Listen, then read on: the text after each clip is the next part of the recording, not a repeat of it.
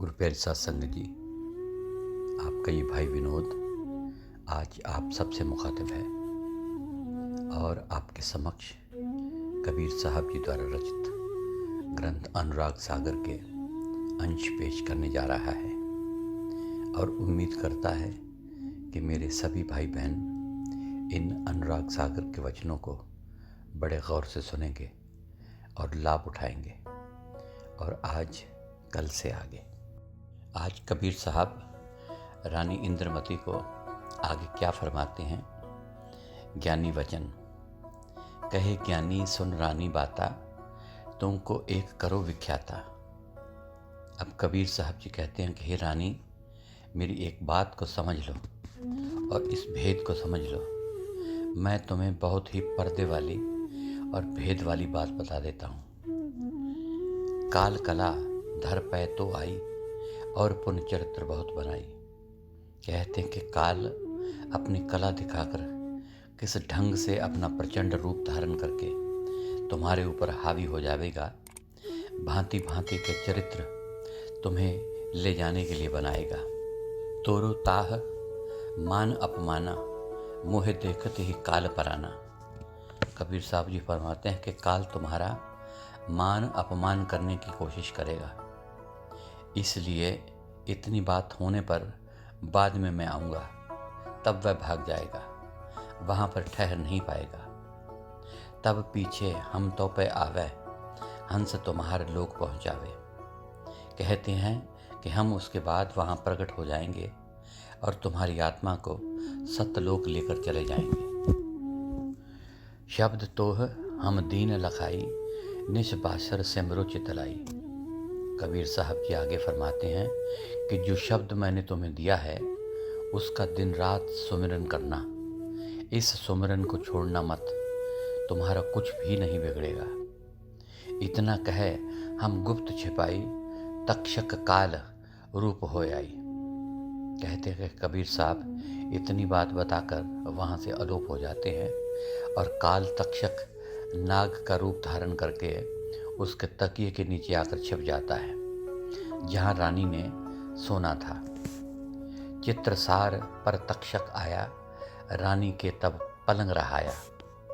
शाम के वक्त वह काल तक्षक सांप बनकर महल में आ जाता है। रानी अभी वापस नहीं आई है, उसके पहले ही आकर उसके सिरहाने की तरफ छुप कर बैठ जाता है। तब निस आए गई पुन आधी, रानी उठ तब सेवा साधी। आगे बताते हैं कि अब रानी सारी बातचीत करके वापस आने लगती है, सबको नमस्कार करती है और आज्ञा लेकर अपने महलों को जाने के लिए तैयार होती है। रानी सबको शीश निभाई, चल रानी महलन को आई। सारी संगत वहाँ पर बैठी थी। रानी ने सबको नमस्कार किया और अपने महलों की तरफ चल पड़ी। सेज आई रानी पौड़ आई, डस्यो ब्याल मस्तक मह जाई। रानी महल में आकर आराम से सेज पर लेट जाती है। जिस समय रानी अपने पलंग पर सो जाती है उसी समय तक्षक नाग उसके माथे पर डंक मार देता है। इंद्रमती वचन इंद्रमती अस वचन सुनाई, तक्षक डस्यो मोको आई। जब इंद्रमती को सांप ने डंक मारा और उसने राजा को ऊंची आवाज में पुकारा कि हे राजन, मुझे तो सांप ने डस लिया है। राजा चंद्र विजय वचन सुन राजा, व्याकुल हुई धावा, गुणे गारड़ो लिए वैद्य बुलावा। राव कहे मोरी प्राण प्यारी, लेह चिताए जो अब की बारी। जब राजा ने रानी की दर्दनाक आवाज़ सुनी तो व्याकुल होकर तुरंत रानी की तरफ भागा और ऊंची आवाज़ में अपने सेवकों से कहा कि कोई जाकर वैद्य या गारड़ू सांप के काटने का इलाज कर सके उसे बुलाकर लाओ। हे दुनिया के लोगों, कोई ऐसा इंसान है जो मेरी रानी को बचा ले? जो भी हो, मैं उसे ढेर सारा इनाम दूंगा। तक्षक गरल दूर हो जाई, देश परगना तह देहो दवाई। जो आदमी मेरी रानी के जहर को उतार देगा उसको मैं क्या इनाम दूंगा, उस पर मैं क्या कृपा करूंगा। उसे मैं बहुत से हीरे मोती और अपना देश परगना जो बहुत उपजाऊ इलाका है दे दूंगा। छंद शब्द बिरहली जपे रानी सुरत साहिब राखो। वह शब्द जो कबीर साहब ने उसे दिया था, रानी बड़े आराम से उस बिरहली शब्द का सुमिरन कर रही है।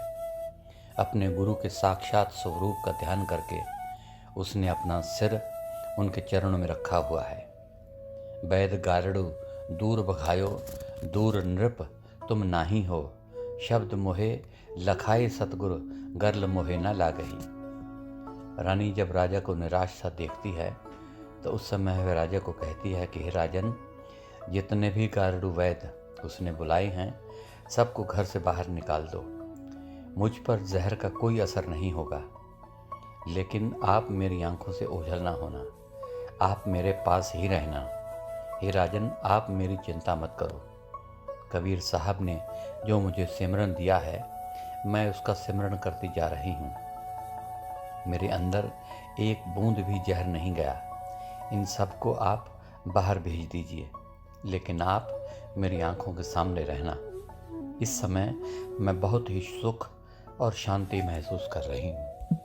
होत रव प्रकाश यह खिन अंध घोर न सावही। कहते हैं कि जब बहुत अंधेरा होता है तब सूर्य उदय हो जाए तो अंधेरा दूर हो जाता है। ठीक इसी तरह जो मुझे दुख था, शब्द के सुमरन ने सारा दूर कर दिया। सोरठा। ऐसे गुरु हमारे बार बार विनती करे, ठाड़ भई उठनार, राजा देख हरकत पयो। कहते हैं कि वह बार बार नमस्कार करती है और राजा को बताती है कि हे राजन, देख ऐसा है मेरा गुरु, जिसे मैं कहती थी कि आप भी नाम ले लो, परंतु आपने नहीं लिया। देखो आज मुझे सांप ने कितनी बुरी तरह से डंक मारा, मुझे दुख दिया, लेकिन जो मेरे अंदर नाम है उसके सुमिरन करने से मुझ पर जहर का कोई असर नहीं हुआ। कहते हैं कि ऐसा गुरु ना अभी तक किसी को मिला है और ना कभी मिल सकता है। रानी को इस बात की बहुत ही प्रसन्नता हो रही है। कहते हैं कि राजा यह देखकर हैरान हो गया कि उसकी रानी उठकर बैठ गई है और बड़े प्रेम से बातें कर रही है। राजा के मन में बहुत ही खुशी आ जाती है। चौपाई। दूत वचन। चले दूत तब उहाँ भाई, जहाँ ब्रह्मा विष्णु महेश रहाई। कहते हैं जब उस सांप के डंक का कोई असर नहीं हुआ तो दूत कहाँ जाते हैं? ब्रह्मा विष्णु शिव के पास जाकर प्रार्थना करते हैं कि हे महाराज, अब क्या किया जाए। तक्षक नाग ने तो उसे पूरी तरह से डसा है, लेकिन उस पर जहर का कोई असर नहीं हो रहा। उसके मरने का कोई सवाल नहीं है। अब बताइए कि हम क्या करें। कहे दूत बिख तेज न लागा, नाम प्रतात शब्द सो जागा। दूत कहता है कि उसके ऊपर जहर का जरा सा भी असर नहीं हुआ है। हमें मालूम नहीं है कि उसने क्या सिमरन किया है, उसके पास क्या एक शब्द है, क्या एक मंत्र है जिसको वह पढ़ती है और उससे उसका सारा प्रयास विफल हो गया, सारा जहर बेकार हो गया। विष्णु वचन। कहे विष्णु सुनो यमदूता, श्वेत ही अंग करो तुम पूता। विष्णु महाराज जी ने कहा कि हे दूतो, तुम्हें दुनिया में कोई ढंग नहीं आता, उसे कोई डंक नहीं लगा। क्या तुम्हारे पास कोई दाव नहीं? अब तुम एक काम करो, तुम भी अपना वजूद कबीर साहब जैसा बना लो, उनके जैसा पहरावा पहन लो, उस तरह का रूप बनाकर कबीर बनकर उसे यहाँ लेकर आओ। छल कर जाए भुलाओ रानी, वचन हमार ले हो तुम मानी। कबीर बनकर उसे कहो कि हे रानी इंद्रमती, देख मैं तेरा कबीर आ गया हूँ। मैंने तुम्हें मृत्युलोक में नामदान दिया था। सांप तुम्हें डसने के लिए आया, नाम के कारण सांप के जहर का कोई असर नहीं हुआ। इसलिए मैं तुम्हें कहता हूँ कि मैं कबीर हूँ, तुम्हें अपने देश ले चलूँगा। तो हे रानी इंद्रमती, तुम हमारा कहना मानो। तुम हमारी तरफ एकटक क्या देखते जा रही हो? हमने तुम्हारे ऊपर कितना उपकार किया था, किस तरीके से तुम्हारी सभी बात समझाई थी। मैंने तुम्हें कितनी अच्छी तरह सब कुछ पहले ही बता दिया था। मैंने भिन्न भिन्न करके सारी बात समझाई थी और सांप के डसने पर बिरहली शब्द का जाप करने के लिए कहा था। जिससे कि तुम बच गई हो। दूत वचन। कीन्ह दूत श्वेत सब अंगा, चले नार पर बहुत उमंगा। कबीर साहब फरमाते हैं कि उस दूत ने अपना सफ़ेद रंग और सफ़ेद कपड़े ऐसा पहरावा बना लिया कि जैसे वह सचमुच खुद कबीर ही हो। अब जैसे विष्णु महाराज ने उसे बताया था, उस तरह के कपड़े पहनकर वैसा ही रूप बनाकर इतना खुश हो जाता है और उसे चाव चढ़ जाता है कि अब तो मैं इंद्रमती को गुमराह कर सकता हूँ। रानी सो अस वचन प्रकाशा, तुम कस रानी भई उदासा। इस तरह दूत कबीर साहब की वेशभूषा बनाकर रानी के पास गया और बोला कि रानी, तुम उदास क्यों हो रही हो? मैं तुम्हारा कबीर आ गया हूँ। मैंने तुम्हें पहले ही बता दिया था कि ऐसी बात होगी और बाद में मैं तुम्हें लेने के लिए आऊँगा। अब उठकर मेरे साथ चलो। दूत वचन। जान बूझ कस होए अचीना, देख के हम मंत्र तोहे मैं दीना। दूत कहता है कि क्यों जानबूझकर तुम मुझे पहचानने से इनकार कर रही हो? तुम मेरी तरफ टकटकी लगाकर क्यों देखते जा रही हो? हे रानी इंद्रमती, देखो मैंने तुम्हें यहाँ कितना अच्छा मंत्र दिया था। उस मंत्र ने तुम्हारे ऊपर सांप के जहर का कोई असर नहीं होने दिया। अब उठो और मेरे साथ चलने की बात करो। ज्ञानी नाम हमारो रानी, मर्दो काल करो पिस्मानी। हे रानी इंद्रमती, ज्ञानी मेरा नाम है, यानी कि मैं कबीर ही हूँ। मैं वही कबीर हूँ जिसने तुम्हें मृत्युलोक में नाम दिया था और सारी बात समझा दी थी। मैं वही कबीर हूँ, इसलिए काल तुम्हें कुछ भी नहीं कह सकता। तुम किस लिए इतनी परेशान और हैरान हो रही हो? तक्षक काल होए तह आई, तबे हम राख लीन तोह आई। काल जो कि तक्षक नाग बन के तुम्हारे पास आया था और उसने तुम्हें डसा है, परंतु तुम्हारे ऊपर उसका कोई असर नहीं हुआ। ये मेरे नाम का लाभ हुआ है, इसलिए अब मैं कबीर आ गया हूँ। छोड़ो पलंग गहो तुम पाई, तजो अपनी मान बढ़ाई। तुम मेरा कहना क्यों नहीं मानती? सब कुछ केवल सुनती ही जा रही हो। अब तुम अपना पलंग छोड़कर ये सारी बात समाप्त करो और मेरे साथ चलो। हे रानी, तुम अभी भी मान बढ़ाई में फंसी हुई हो। ये मान बढ़ाई तुम यहीं छोड़ दो, ये किसी के भी साथ नहीं जाती। वह फिर दोहराता है कि उठो और मेरे साथ चलो। अब मैं लैन तोहे को आई, प्रभ दर्शन मैं तोहे कराई। दूत कहता है कि मैं अब तुम्हें लेने के लिए आया हूँ।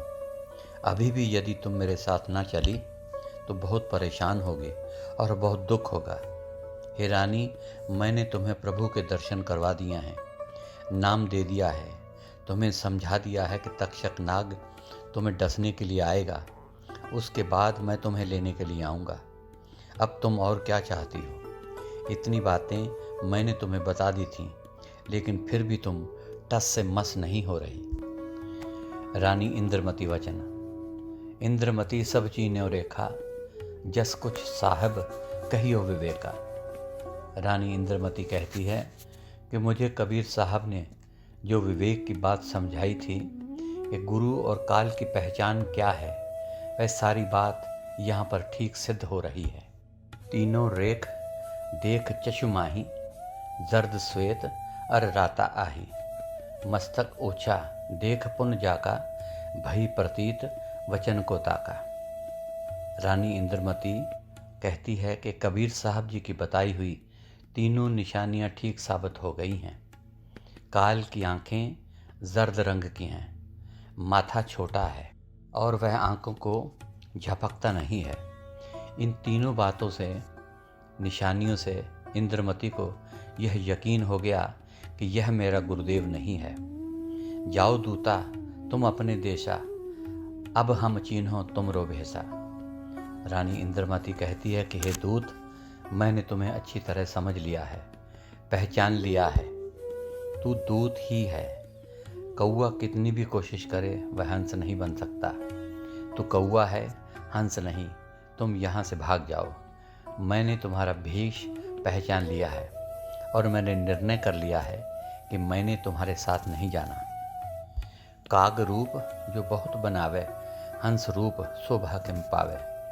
कहते हैं कि कौआ जितना भी भेष बदल कर हंस बनने की कोशिश करे, वह हंस नहीं बन सकता। उसकी हंसों वाली चाल नहीं हो सकती। मैंने बहुत अच्छी तरीके से देख लिया है। तू चुपचाप यहाँ से चला जा, तू यमदूत है। तब हम तोरा रूप निहारा, बहुत समर्थ बड़ गुरु हमारा। रानी इंद्रमती कहती है कि मैंने तुम्हारा रूप निहार लिया है और तुम्हें अच्छी तरह से समझ लिया है। तुम तो यमदूत हो, हंस नहीं हो। यानी कि तुम कबीर नहीं हो, यमदूत हो। और तुम चुपचाप यहाँ से चले जाओ। मैंने तुम्हारे साथ बिल्कुल नहीं जाना और तुम मेरा कुछ भी बिगाड़ नहीं सकते, क्योंकि मेरा गुरु बहुत ही समर्थ है, परमात्मा है। और तुम यहाँ जल्दी से चले जाओ। मैं तुम्हारे साथ जाने के लिए बिल्कुल भी तैयार नहीं हूँ। दूत वचन। यह सुन दूत रोष बहु कीना, इंद्रमती सो बोल न लीना। इंद्रमती की यह बात सुनकर कि तुम यमदूत हो और मैंने तुम्हारे साथ नहीं जाना, मैंने अपने अंदर से ही सब कुछ अनुभव कर लिया है। यमदूत के अंदर बहुत ही रोष प्रकट हो जाता है। ठीक उसी तरह जैसे कोई स्त्री अपने पति का कहा ना माने और वह आदमी क्रोध में आकर बहुत कुछ बोलता है कि मैं तेरी बहुत बुरी हालत करूँगा। ठीक उसी प्रकार यमदूत इंद्रमती को डांट रहा है और कह रहा है कि मैं तुम्हें लेने के लिए आया हूँ और उठो, तुम मेरे साथ क्यों नहीं चल रही, मेरा कहना क्यों नहीं मान रही हो। इस तरह काल रानी इंद्रमती को डराने और धमकाने की कोशिश करता है।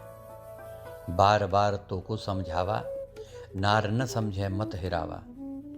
हे इंद्रमती, मैं तुम्हें बार बार समझा रहा हूँ और ईमानदारी से उठकर मेरे साथ चल पड़ो, नहीं तो मैं तुम्हारा बहुत बुरा हाल करूँगा। देखो तुम कितनी ज़िद्दी औरत हो, मेरी बात को मान नहीं रही हो। तुम्हारी बुद्धि भ्रष्ट हो गई है। जब मैं तुम्हें लेने के लिए आया हूँ तो तुम उठकर क्यों नहीं चल रही। बोलत बचन निकट चल आई, इंद्रमती को थाप चलाई। कहते हैं कि कठोर शब्द बोलते हुए उसके पलंग के पास आकर कहता है कि अब तुम उठती हो कि नहीं। इंद्रमती के पास आकर वह जोर से रानी इंद्रमती के मुंह पर थप्पड़ मारता है और रानी इंद्रमती पलंग से नीचे गिर जाती है। थाप चलाए मुख पे मारा, रानी खस परी भूमि मझारा। कहते हैं कि यमदूत ने रानी के मुंह पर इतनी जोर से थप्पड़ मारा कि रानी उलटकर पलंग से जमीन पर गिर पड़ी। इंद्रमती वचन। इंद्रमती अस सुमिरन लाई, हे गुरु ज्ञानी हो सहाय। जिस समय रानी इंद्रमती पलंग से नीचे गिर पड़ती है, तभी उसे कबीर साहब के कहे हुए वचन याद आते हैं और वह सिमरन शुरू कर देती है।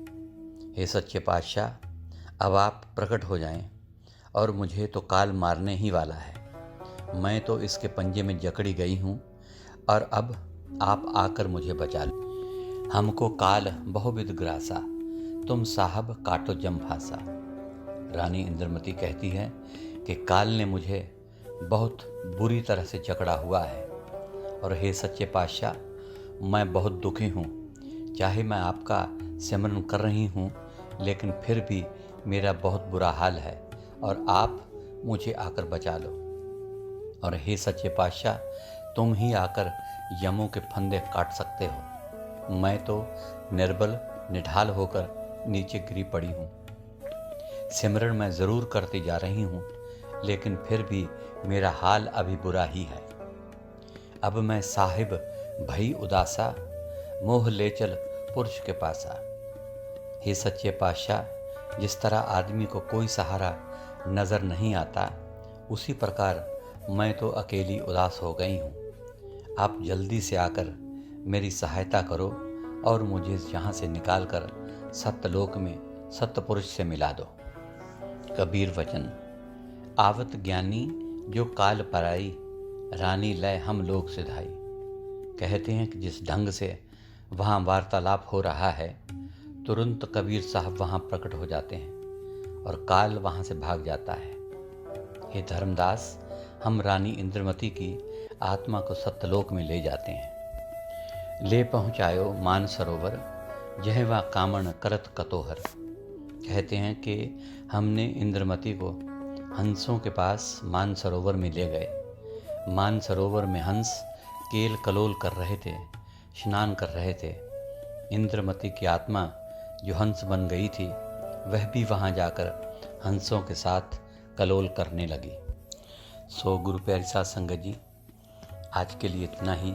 कल अनुराग सागर के आगे के अंश आपके समक्ष रखूँगा। तब तक के लिए इस नाचीज़ को इजाज़त दीजिए।